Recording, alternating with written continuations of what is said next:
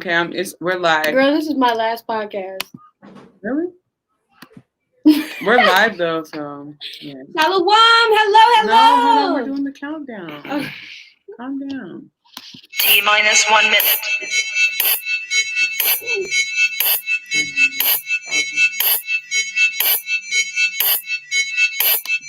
T-minus 50 seconds.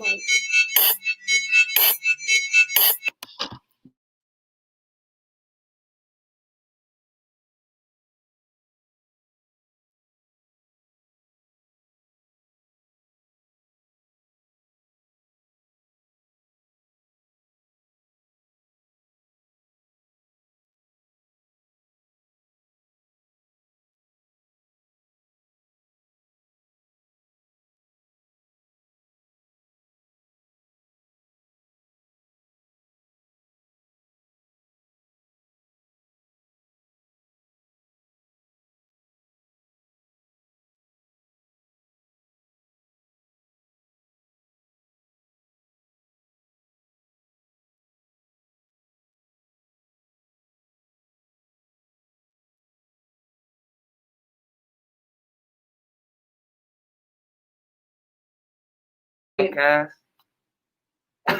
Sorry. Hello, we're gonna do that again. Hello.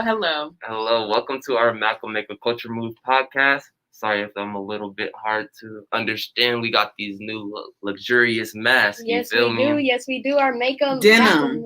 Yes, indeed.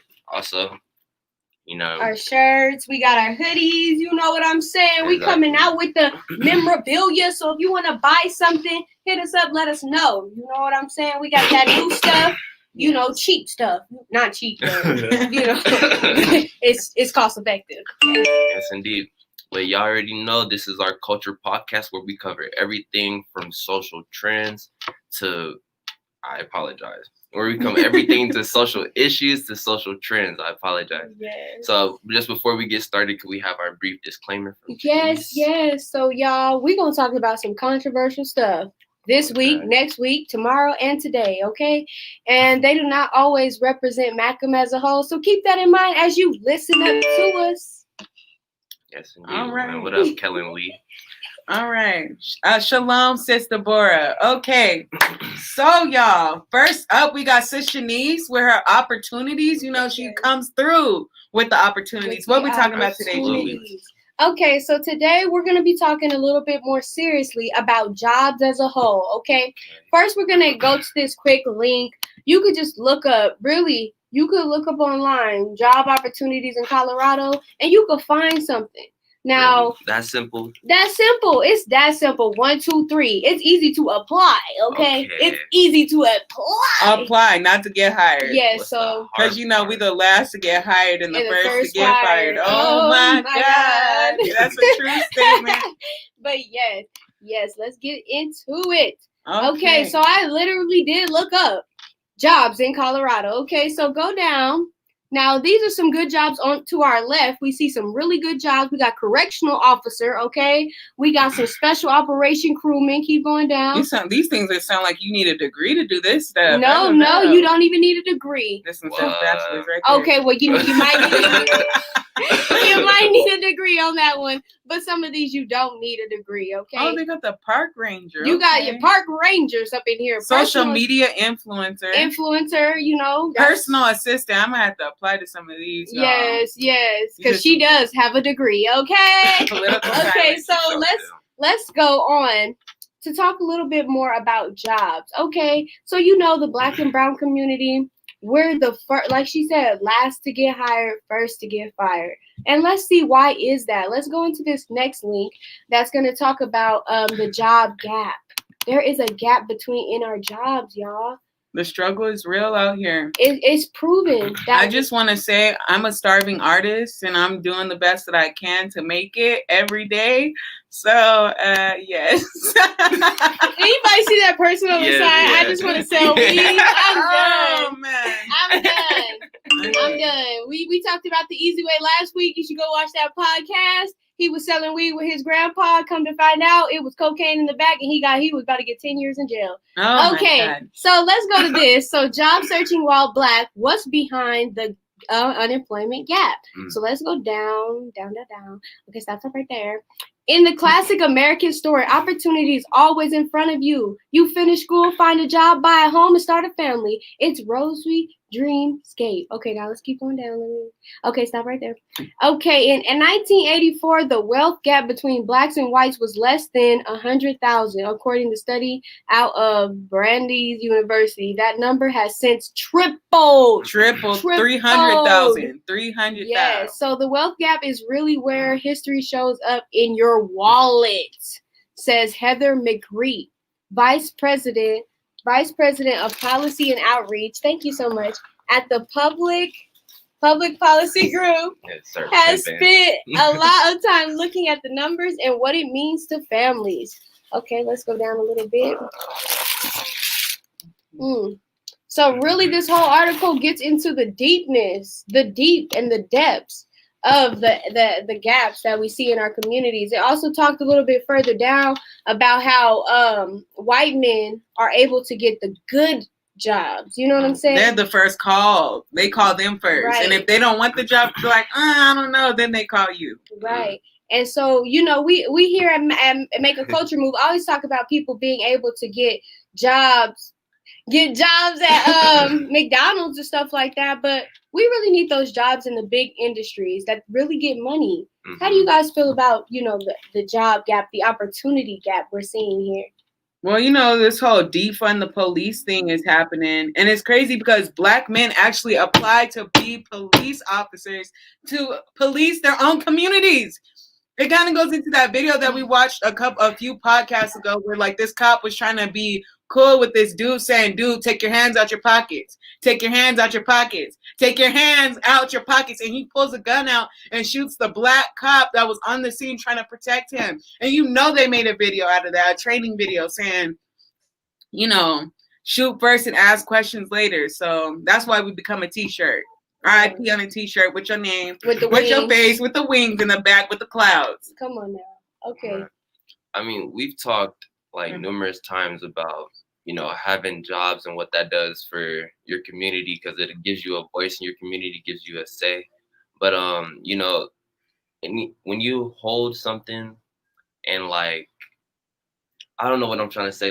I guess more when you can build something, build a business, anything like that, that allows your children to have an automatic job or source of income that would just walk into. Right. Generational wealth. Exactly. Generational wealth. G, what you got to say about the gap? They ain't giving us no home.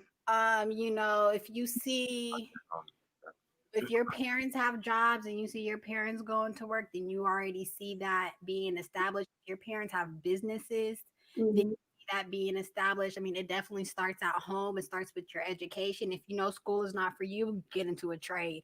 Exactly. There's something that you can be doing to be making money. And it starts at home. It starts with what you're being taught. There's so many different ways to make money, and having a job is honestly one way.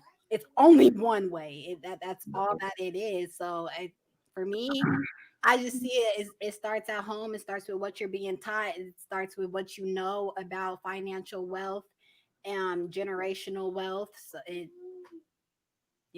Exactly. Absolutely. And we even have a comment from Kellen Lee. The wealth gap, I had no idea it was that real. Sheesh. It really is that real. $300,000 gap between blacks and whites. It's crazy. And then he also gap, our educational gap. Right. Exactly. They go to college. We go to prison. We got gaps everywhere. And we really got to plug them as a culture. We got to plug these gaps. You know what I'm saying? Not to get on their level, but to really just do better. To pass. I was going to say that, but I was like. But we still be having people out here in Dior clothes and stuff like that. They be rocking Gucci. Man, I had a homie over the weekend. He's dripped out, you feel me? But then asking me to turn on my Wi-Fi or my hotspot so he could use his phone. I'm like, bro, your phone bill. When people get so caught up in wanting to look like they have money instead of actually having money. I'm like, why look like you got it if you really don't have it. And then I see a post on Facebook. It said the only boycott that's working in 2020 is boycotting Black businesses. Wow. I was like, damn. We're getting into that every day. You know what I'm saying? So really, we need to not be buying from Gucci. Like Gucci is like, we boycotting Gucci. You know, there was. I never knew about boycott Gucci, girl. Gucci is almost every name brand that's not Black is racist for the most part. I mean, they don't make their clothes. So like Michael Kors, no, not Michael Kors. Yes, him too. Ralph Lauren. Ralph Lauren said that he did not make his clothes for Black people, but that's not who he made his clothes for. That wasn't his target audience. But it doesn't bother him that Black people buy his clothes. Whereas people like Michael Kors have an issue with us buying their clothes. And yeah, I see so many. I see on Snapchat a group of friends, they Kors on my hips. That's not cute. Like they don't want us wearing their stuff. Right, exactly. And we spend thousands and thousands and thousands and thousands and thousands of dollars wearing it. Like, I just want to say this: all of these people that own these really nice clothing industries and brands and things like that, they're benefiting off of slavery, because at the end of the day, all the cotton that blacks, Hispanics, and Native Americans have picked over the hundreds of years, these people are still reaping the benefits of it, because guess what? We're not getting any type of financial gain from the cotton that we planted and picked, and the fields that are still in existence today. Yes, they're still here. And we're not, and even the wine industry. When we used to pick grapes and things like that, they have grapes that are hundreds and hundreds of years old. And guess what? Guess what we were doing hundreds and hundreds of years ago? We were in slavery. So yes, they're benefiting from rotten grapes that we picked hundreds of years ago.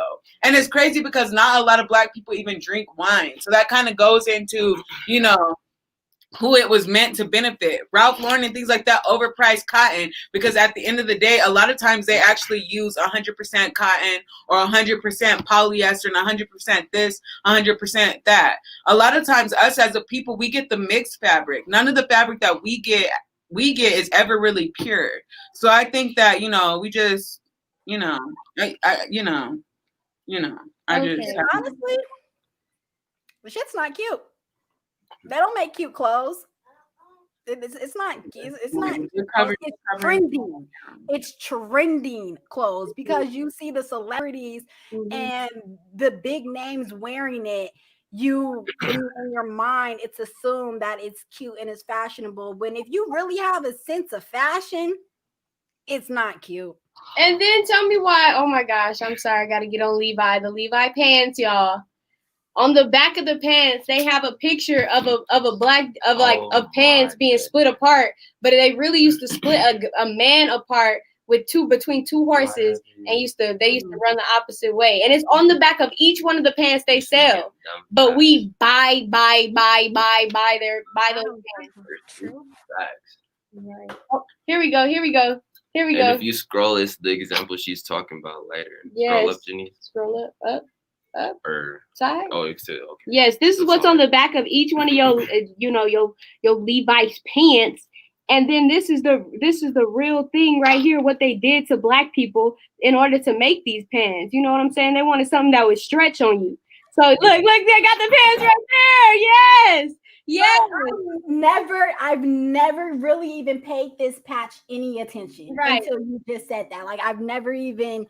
It's the Levi patch. I never even paid attention on my pants until you just said that. And it's just so, it's crazy, because it's like, I know like with Timberlands, I stopped wearing Timbs because their symbol is the tree with the noose on it. And a lot of people don't pay that attention. It has to be pointed out to you in order, which that's why we have podcasts like this, to point stuff like that out, to make people aware and known of, the everyday things that happen.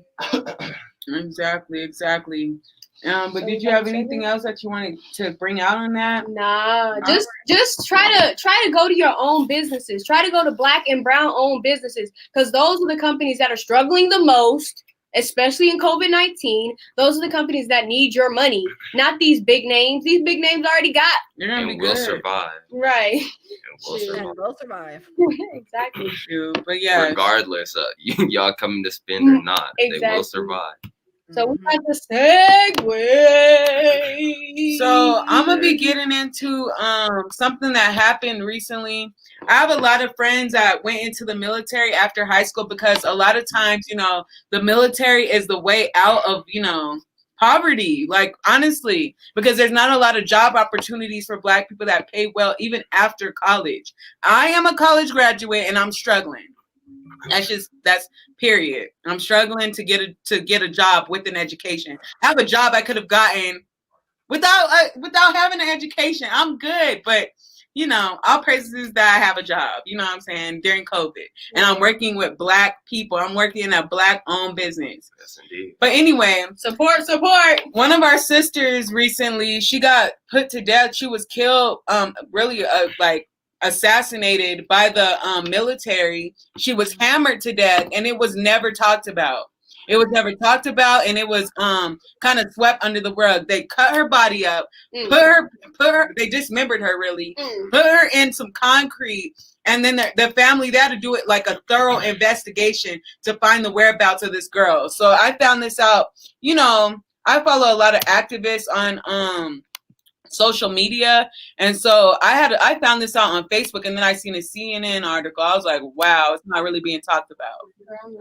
So I'm the activist. Okay, go ahead. Okay, she had a. You want me to read it? But it was by him. Anyway, so it says they violate. Okay, you gonna read it? They violated I need her. you to say it with conviction. They violated her. They beat her to death with a hammer. They chopped her into pieces and buried her in concrete. They cleaned out her barracks. They threw out her things. They acted like she never existed. 5 weeks later, her mother asking where she is, and literally after hundreds of thousands of people from social media pressured an investigator, they finally started looking at her. Her name is Vanessa Gudiegan. 20 years old. She was a soldier, and this all happened on base by her superiors at Fort Hood, Texas, 56544. 2 have been put in custody, and 1 suspect commits suicide like a coward. There are many more involved that need to be brought forward. Rest in peace, young one.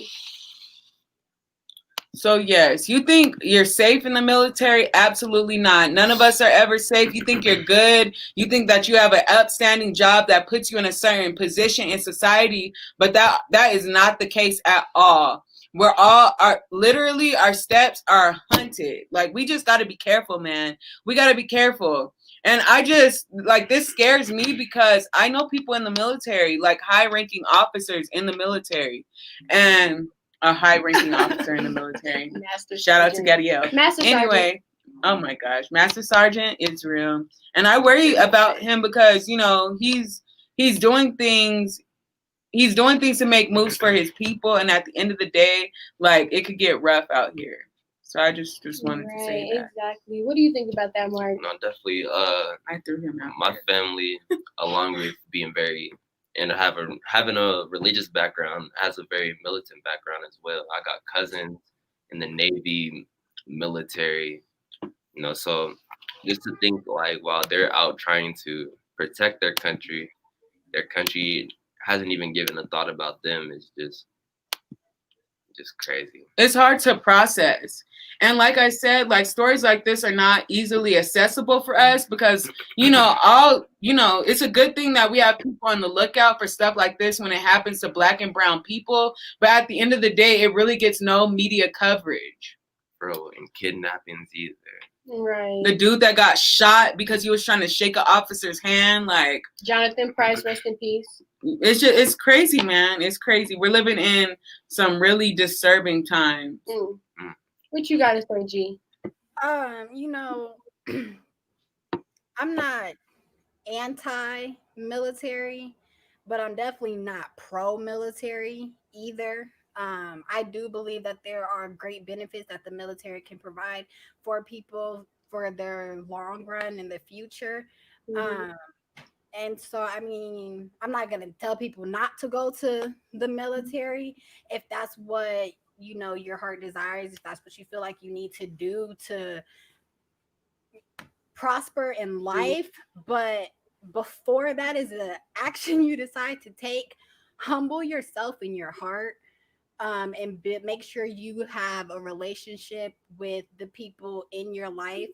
In case something like that were to happen and you were to go missing, there's people looking for you outside of that military base. Because that military base is going to be your new home once you decide to join, whether it's the Army, the Navy, the military, like whatever Air Force, whatever position you decide to go into. Before you do that, humble your heart and make sure you have strong relationship with your friends and family and the people that are not in the military. So if something happens to you while you were in those people's care and around them, that there's other people who are caring for you and are looking for you so that you don't go unnoticed and you're just missing, because it happens. I mean, just think about all the names we can't name because they're missing bodies. People die in the military and not at war. Right. Not at war. People die. Right. And it's crazy because a lot of times there's incidences that happen in the military that are never really brought to light. Like rape. Rape is very very predominant in the military, and that's something that never really gets talked about. Somebody went to Oprah Winfrey and they brought it out, like people are getting raped in the military and the military is doing nothing about it. So like seriously, like, don't let your guard down. Just because you're on a base that has security and things like that doesn't mean that there's not flaws in the security on the base. It could be contaminated. We just got to be careful, or man. It could be the security on the base. Exactly. But and let's go to this article. I'm going to go to this article that goes a little bit deeper into what's going on with this sister.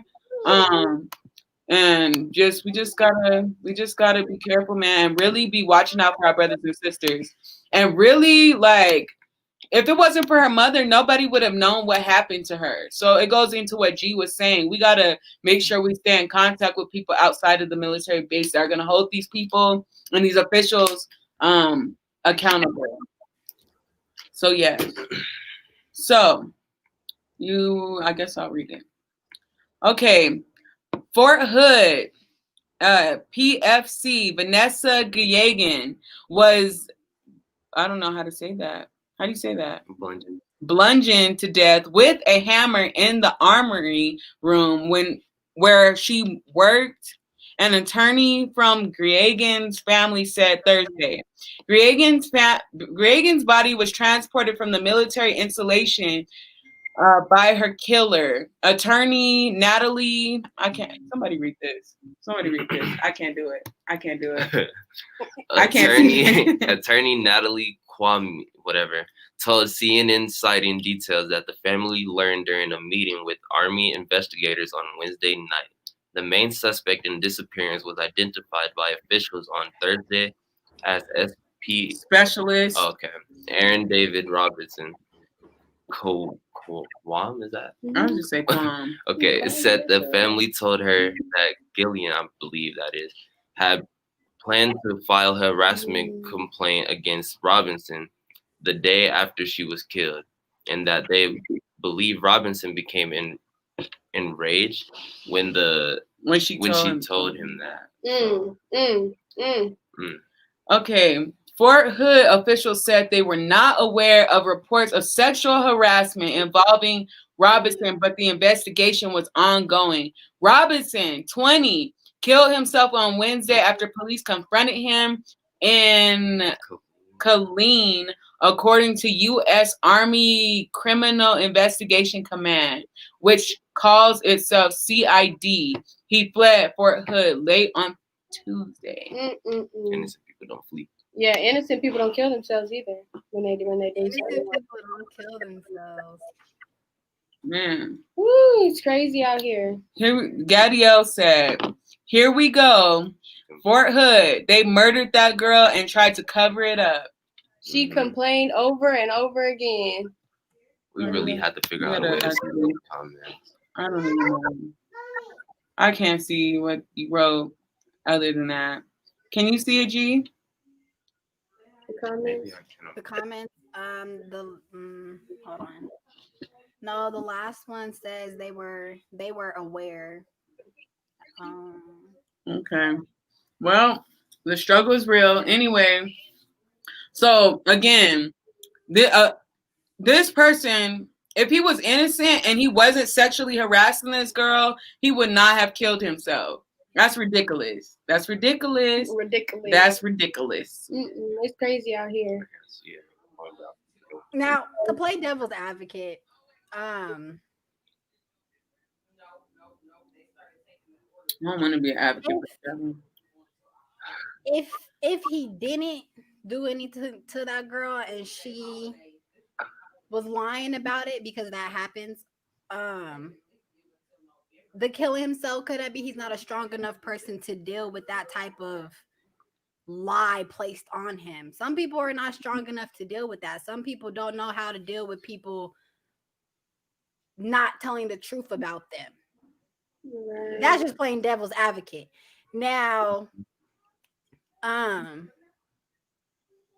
people don't kill themselves.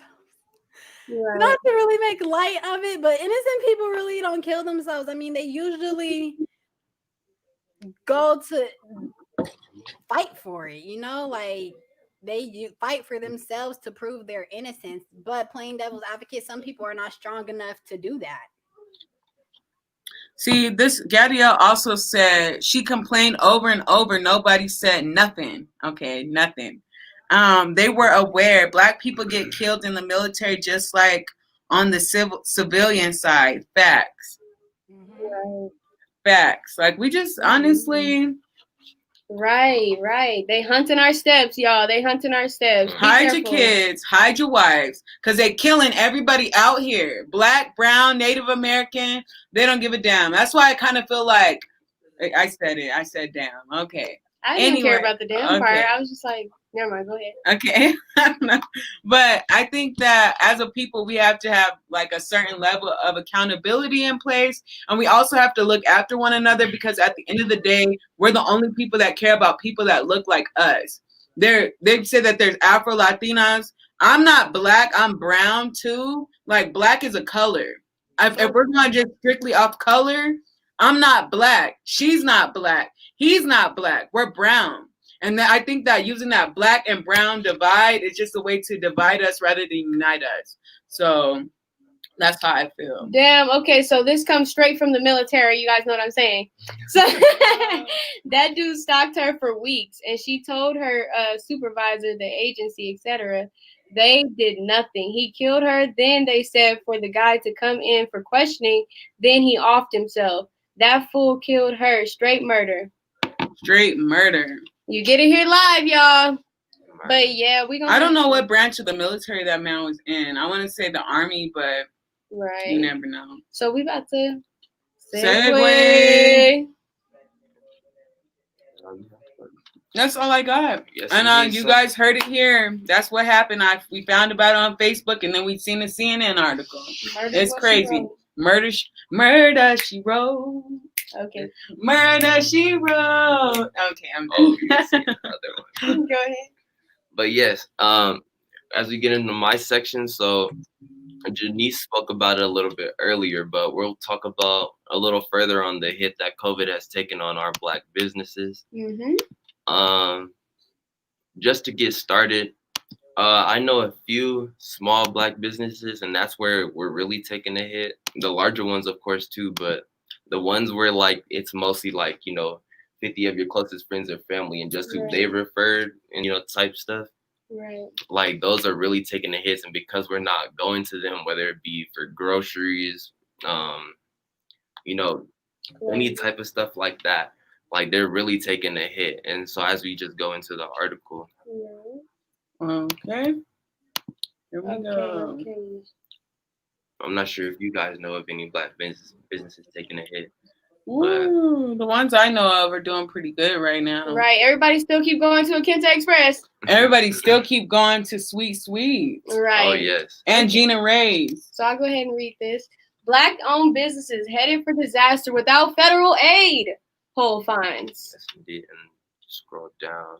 We won't be reading or watching the video. Okay. Just as small business. Okay, a small business poll paints a grim outlook for Black-owned companies, suggesting that more than half may be forced to close by April 2021 without federal relief.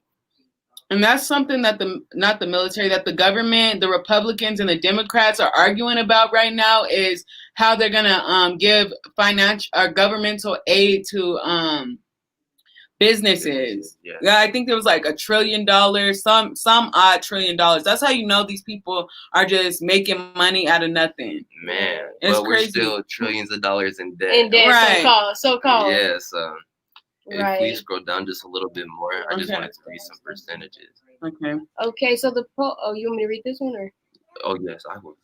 The poll asked 600 entrepreneurs from all backgrounds how long they believe they could remain open in the current coronavirus slammed economy without government aid. Only 40% of Black respondents said they could last more than 6 months, compared with 46% of Asian respondents, 48% of Latinx, and 55% of white respondents. Yeah. So yes. Are you going to watch just this to put no? Okay. So just to put that in, layman's terms, we are a group that percentage-wise are least likely to succeed after this COVID epidemic. But I'm just kind of tripped out on how they're gonna provide some type of stimulus check to people that are actually Black-owned businesses. They had a hard time even giving Black people stimulus checks from just the civilian point of view, not even homeowners, not even business owners. Basically, that's what I'm trying.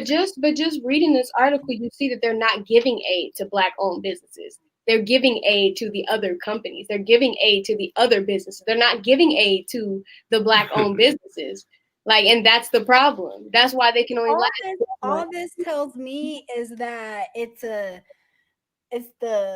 consumers. We are the consumers. So whoever we support, whoever we give our money to, right, that's who's gonna succeed. Exactly. That's who's gonna succeed with or without government aid. And now whoever is succeeding without government aid, and the government's gonna see that's let's get our money into it now. Because with government aid, you feel me now, is it really truly Black owned? Because is the government Black? Never. So to me, all that tells us is that the government gives to those who the consumers buy from. Yeah, exactly. We don't buy from Black people because we want discounts. Right. We want hands out. Right. Hands out. We don't want to buy full price. We don't want to buy from TT and them because they're in a fight with TT when they was 6, and so we won't mess with them no more. Right. Or that's what happens with the Black community. What I'm hearing from this article is that the government gives to who the consumers support. Exactly. And 90% of the time, we're not supporting Black people. Exactly. And then just to add on to what you were saying, Black people be like, oh, your ice is shaped different, so I'm going to just buy it from King Supers. Like, what? What? Like, huh? Petty stuff. Make it make sense. Make it make sense. Black Lives Matter. But Black businesses. Who? To who? If we're not the people, if we are not the ones who are putting our money back into each other, why would anybody else? And then at the end of the day, you have to put your money where your mouth is. All these people with picketing signs and saying all this extra stuff, like you care about Black lives and Black businesses, but you don't put no money into Black businesses. Going to the Home Depot to get the sign. Right. Go into the Home Depot to get the sign. Come on, it's crazy because I know so many Black women who do hair or do nails, and instead of wanting to come together and be one and make that business boom and pop and actually go and buy a shop and get your license and have your certificates. You wanna be breaking apart. Well, such and such did my nails, so I'm just gonna let her keep doing my nails. Or I don't really know her like that, so I don't really trust her. I don't want her. And one of the big things is I'm one of the Black women. Can't everybody touch my hair? You can't everybody go up in my head and do my hair. Right. But if I see that you're actually working hard, you got a degree behind you, you went to actually go and get that degree, then you have something to back that up. Most of the time, Black people don't have a certificate behind their name to back it up. So when somebody goes to sue us or say, well, such and such got a degree, so I'm gonna go work with them instead. Right. And that's what happens. All these Asian nail salons and stuff, they have their certificates behind their name. Shout out to Lafayette's sister. She does nails. Okay, she does nails. I've been getting. She does a lot of stuff, and I've been going to a sister that I know personally to do my nails and my toes. The toes too. And do toes. Thank you for saying that. Right. Step outside of your comfort zone and do toes. You can't just do nails. Not scared of toes. Right. You just can't. There's so much to the business. You have to, when you focus on doing the business, you have to do all aspects of that business. You can't do whatever portion you like. Lose your business. Right. Yeah, like you can't do what you like. That's another thing about Black people, like, and that's why I say, like, whenever we get on here, we do talk about going to McDonald's or going to, them businesses that people don't want to work at. Because Black people, we have to do it. We have to grind out of our situations. We have to. You have to. You can't be lazy. Don't fall into those stereotypes of laziness. You're not lazy people. We've been working ever since we got here. So keep moving. Keep doing it. Come on. Pushing. And if what you're doing isn't making the money that you have to.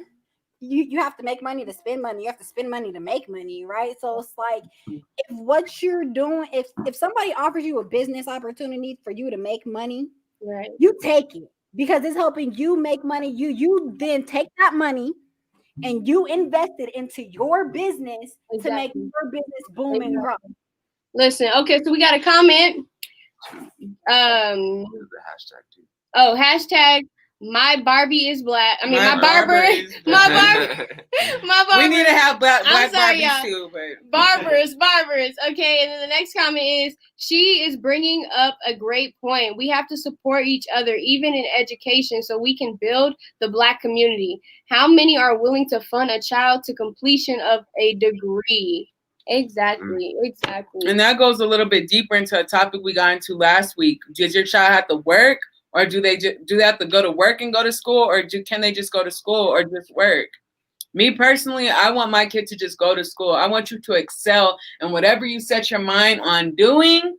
And I don't want you to have to worry about working, because that's what me and your father are for. We're going to be here to support you in your future endeavors and in your future, period. Well, unfortunately, not everybody has a 2-parent home. So if you have to work, do what you have to do. Literally, not everybody's going to have it the same. So whatever works best for you and your family, that's what you got to do. Figure out what you like. Figure out what it is you like to do, that you are passionate about and that you're good at. Because you might like something, but you might not be good at it. Just because you like football don't mean you're good at it and can play. So figure out what it is that you like and what it is that you're good at as early as possible, and then pursue that. Right. Yeah. Pursue that, so with me, when I have kids, my kids are gonna all be business owners before the age of 10. They're gonna figure out something that they want to do and push and have their own business and pushing it so that they can focus on their school and their business. So that by the time they are going to college, if that's the path they want to take, because it's not for everybody, they'll at least have a backup and a fallback plan. Yeah, but the thing is, a lot of times what we need to do as parents, because what happens in our counterparts community, they see from a very young age what their kids are good at. And they start to take lessons to try to better them in that area that their talent is in. Us as Black people, number one, we put our kids in front of, I'm not saying we, because some of us don't do this, but as a whole, a lot of times we put our kids in front of the TV, or we put them in football or basketball or something like that, but that's not really where their passion's at. I know kids that like computers and like robots and things like that. Instead of putting their kid in a robotics course or to get them to understand how robots actually work, they put their kids, because that's white, right? So they don't put their kids in robotics. They put them in something else that has nothing to do with it at all. They put them in dancing, cheerleading. They put them in basketball, football, stuff like that. So I think that we as parents and as people in the community, we need to be cognizant of what our younger generation and people around us are actually good at, and try to build them up and support them in that area. Yeah, but that's basically all I got to say about that. And that's it. But Gadio said, yes, my kid focused on school so that we don't have anything else. We don't? We do. No. Yeah, we do. Do we? Yes, we do. We do. Okay, so we're gonna segue into this little point right here. Gotta speed up. Sorry, gotta skip your comment. Yeah, he wants his kid. They have the exact same ideas because they're about to be together. So, okay, I'm sorry. I have to let that be known real quick. Oh, dang. Remove. Give me a second. I can do it. Okay, yes. So they want their kids not to work. Okay, segue. Application window, Chrome. Okay. Mark, what is this? Yes, so our final point that we're bringing for you all today is something actually very disgusting and disturbing. So please, viewer discretion.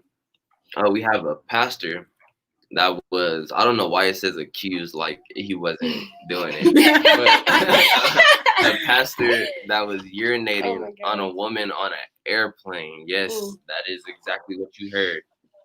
And so as we get into this article, well, before we get into this article, how do y'all, I know what I would do if I woke up and somebody was peeing on me. But how do y'all? I'm like, am I in an R. Kelly video? What's going on? Am I in an R. Kelly video? Am I in some type of parallel universe? No. Why are you looking around like that? What's up with you? Because I'd be in jail.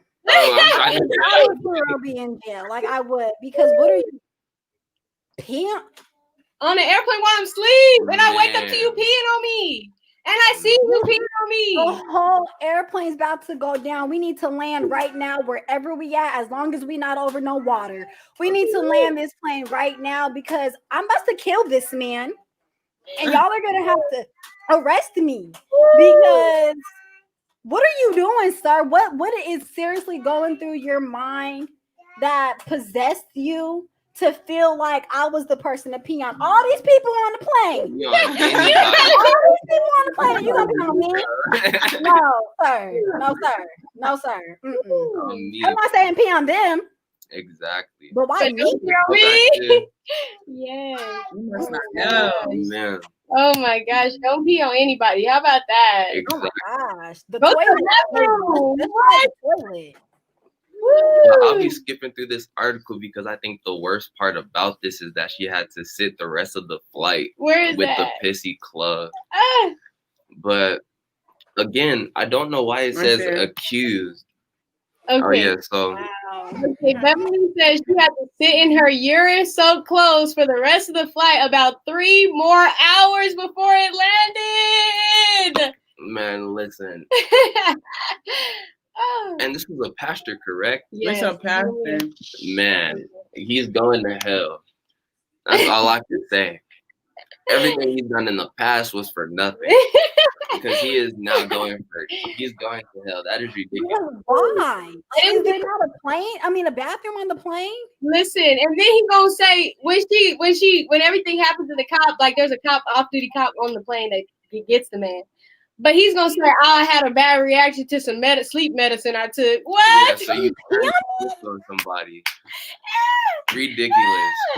And this is brought out like if I'm not even gonna bring it out. Hey, we have Getty in the comments saying 3 hours equals $3 million. Right. That's the whole fact. That's the whole fact. Man, that's just ridiculous. But yes, as we recap, this will be the end of our podcast. Today we had job opportunities from Janice. Work is always available. It's as simple as just typing it into your URL, looking for some jobs, getting off that butt. You feel me? Get off And my next butt. we had and next we had oh my goodness, I'm blanking right now. We had a girl get hammered to death. Oh yes. She's in the Marines too. So while she's trying to serve her country, she still has to worry about being attacked by her country.